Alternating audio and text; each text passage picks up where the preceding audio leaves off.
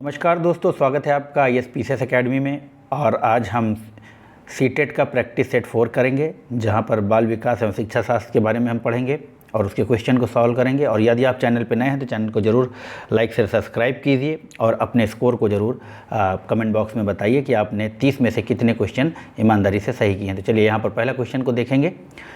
CBSE द्वारा अपनाए प्रगतिशील शिक्षा के प्रतिमान में बच्चों का सामाजिकरण जिस प्रकार से किया जाता है उससे अपेक्षा की जा सकती है कि, तो जो इसका आंसर होगा वो होगा बी, वे सामूहिक कार्य में सक्रिय भागीदारिता का निर्वाह करें तथा सामाजिक कौशल सीखें। चलिए बी नंबर क्वेश्चन हो गया, सॉरी 1 नंबर क्वेश्चन हो गया। अब यहाँ पर हम देखेंगे 2 नंबर। निम्नलिखित में से कौन सा वाइगोस्की के सामाजिक सांस्कृतिक सिद्धांत पर आधारित है? तो यहाँ पर सामाजिक सिद्धांत पर आधारित है वाइगोस्की के पारस्परिक शिक्षण। चलिए 3 नंबर देखेंगे। एक शिक्षिका अपनी कक्षा में कहती है, सभी प्रकार के प्रदत्त कार्यों यानी कि असाइनमेंट का निर्माण इस प्रकार किया गया है कि प्रत्येक विद्यार्थी अधिक प्रभावशाली ढंग से सीख सके, अतः सभी विद्यार्थी बिना किसी अन्य की सहायता से अपना कार्य पूर्ण करें। वह कोहलबर्ग के किस नैतिक विकास के चरण की ओर संकेत दे रही है? तो वह दे रही है यहाँ पर औपचारिक चरण 4 कानून और व्यवस्था की ओर। चलिए 4 नंबर क्वेश्चन को देखेंगे। 14 वर्षीय देविका अपने आप से पृथक स्वनियंत्रित व्यक्ति की भावना को विकसित करने का प्रयास कर रही है। वह विकसित कर रही है, तो वह क्या विकसित कर रही है? स्वायत्तता यानी सवर्निटी। चलिए 5 नंबर देखेंगे। प्रगतिशील शिक्षा के संदर्भ में निम्नलिखित में से कौन सा कथन जॉन डायू के अनुसार समुचित है? तो 5 नंबर का यहाँ पर आंसर है बी, विद्यार्थियों को स्वयं ही सामाजिक समस्याओं को सुलझाने में सक्षम होना चाहिए। 6 नंबर क्वेश्चन देखेंगे मित्रों। भाषा अवबोधन से संबद्ध विकार है। तो 6 नंबर का जो सही उत्तर है वो है भाषाघात।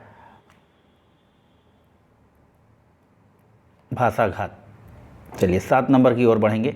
निम्नलिखित में से कौन सा आलोचनात्मक दृष्टिकोण बहुबुद्धि सिद्धांत थ्योरी ऑफ मल्टीपल इंटेलिजेंस से संबद्ध नहीं है? तो यहाँ पर इसका जो सही आंसर है वो है सी, प्रतिभाशाली विद्यार्थी प्रायः एक क्षेत्र में ही अपनी विशिष्टता प्रदर्शित करते हैं। चलिए 8 नंबर में देखेंगे।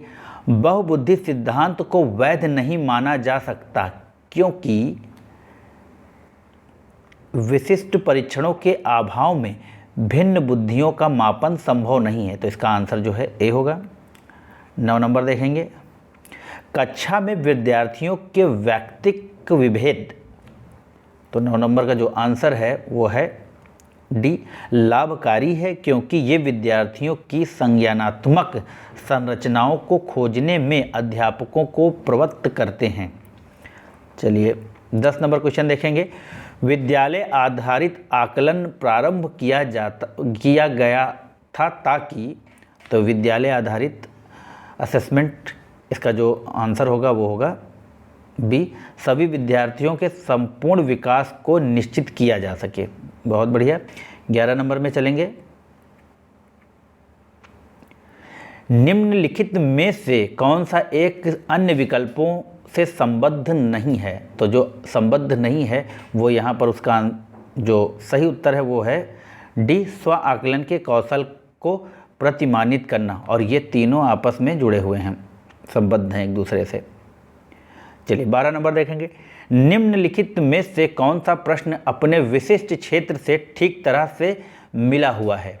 तो 12 नंबर में यहाँ पर डी मिला हुआ है। निर्धारित कीजिए कि दिए गए मापकों विश्लेषणों में से कौन सा मापक आपको उत्तम परिणामों को पाने में सर्वाधिक प्रवृत्त कर सकता है।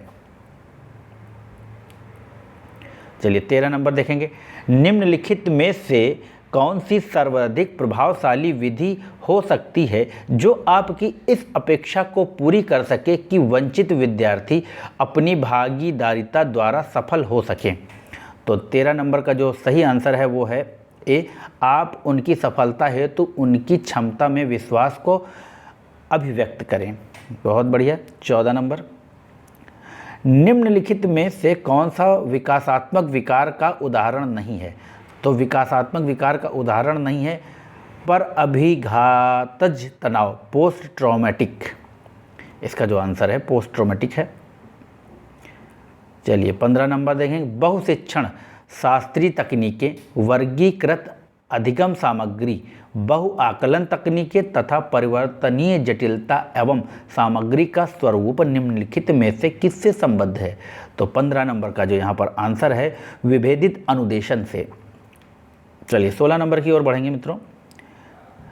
निम्नलिखित में से प्रतिभाशाली अधिगमकर्ताओं के लिए क्या समुचित है? तो 16 नंबर में है जो समुचित है वो है अपनी उच्च स्तरीय संवेदनात्मकता के कारण वे भी निम्न श्रेणी पा सकते हैं।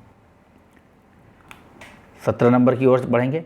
विद्यालयों में समावेशन मुख्यतः केंद्रित होता है। तो जो केंद्रित होता है वो होता है ए, विशिष्ट श्रेणी वाले बच्चों के लिए सूक्ष्म प्रावधानों के निर्माण पर। 18 नंबर देखेंगे, बच्चों में सीखी गई निस्सहायता का कारण है। तो बच्चों में सीखी गई निस्सहायता का कारण है ए, इस व्यवहार को अर्जित कर लेना कि वे सफल नहीं हो सकते। यदि एक विद्यार्थी विद्यालय में लगातार निम्नतर श्रेणी प्राप्त करता है तो उसके अभिभावक को उसकी सहायता हेतु परामर्श दिया जा सकता है कि वह अध्यापकों की घनिष्ठ संगति में कार्य करे।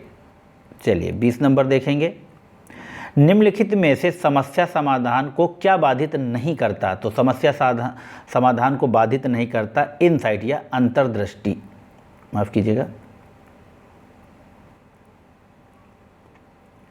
चलिए 21 नंबर की ओर बढ़ेंगे। एक शिक्षिका पाठ को पूर्व पठित पाठ से जोड़ते हुए बच्चों को सारांश लिखना सिखा रही है। वह क्या कर रही है? तो वह कर रही है बच्चों की पाठ समझने की स्वशैली विकसित करने में सहायता कर रही है। चलिए 22 नंबर, एक बच्चा अपनी मातृभाषा सीख रहा है, वह दूसरा बच्चा वही भाषा द्वितीय भाषा के रूप में सीख रहा है। दोनों निम्नलिखित में से कौन सी समान प्रकार की त्रुटि कर सकते हैं? तो जो 22 नंबर का है वो है अधिक सामान्यीकरण। यहाँ पर ए हो जाएगा इसका आंसर। 23 नंबर, परीक्षा में तनाव निष्पत्ति को प्रभावित करता है। यह तथ्य निम्नलिखित में से किस प्रकार के संबंध को स्पष्ट करता है? तो 23 नंबर का जो यहाँ पर आंसर है वो है ए, संज्ञानात्मक भावना। 24 का देखेंगे यहाँ पर, एक अध्यापक उस बच्चे के साथ परामर्श करते हैं जिसकी निश्चयात्मक प्रगति एक दुर्घटना के पश्चात अनुकूल नहीं है। निम्नलिखित में से कौन सी प्रक्रिया विद्यालय में परामर्श के लिए सबसे बेहतर हो सकती है? तो जो सबसे बेहतर तकनीक है हम उस पर विचार करेंगे।